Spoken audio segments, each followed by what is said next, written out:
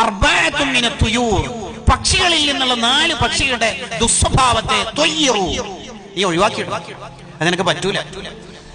ഏതാ 4 പക്ഷികൾ? തഊസുന, നമ്മളെ മയില്, നമ്മുടെ എന്ന് പറയാൻ കാരണം ദേശീയ പക്ഷിയാണെന്നുള്ള ഒരു പരിഗണന. ദീക്ക് പൂവൻകോഴി, ഖുറാബ് കാക്ക, നസ്ർ പരുന്ത്. എന്താ ഈ 4 പക്ഷികളുടെ പ്രശ്നം? ഒന്ന് കിബറാണ്. കിബർ ആർക്ക്?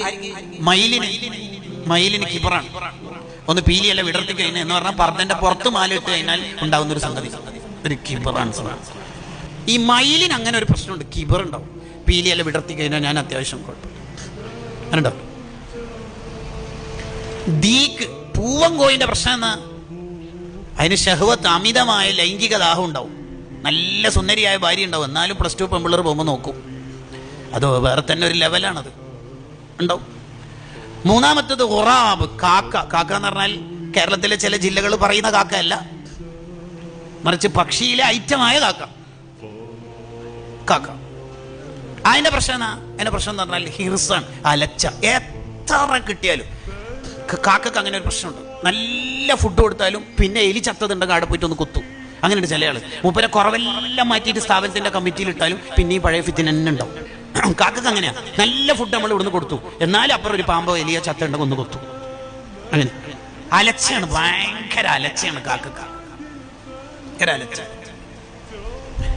മന്തി, ബിരിയാണി, നൂൽപുട്ട്, പത്തല് എല്ലാം തിന്ന് കഴിഞ്ഞ് ആംബുലൻസിന്റെ ഓൺ അടിച്ചാലും ചോദിക്കും പുഡിങ്, ഐസ്ക്രീം ഒന്നും ഇല്ലേന്ന്. കണ്ടോ, നിങ്ങളുണ്ടല്ലോ, ഉണ്ടാവും.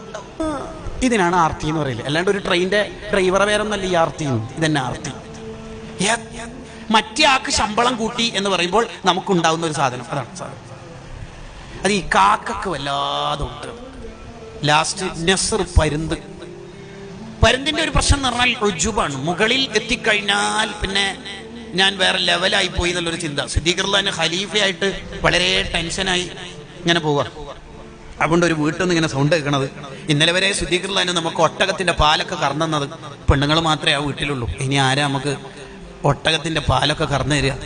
അതിന് നമുക്ക് ശക്തിയില്ലല്ലോ, എന്താ ചെയ്യുക?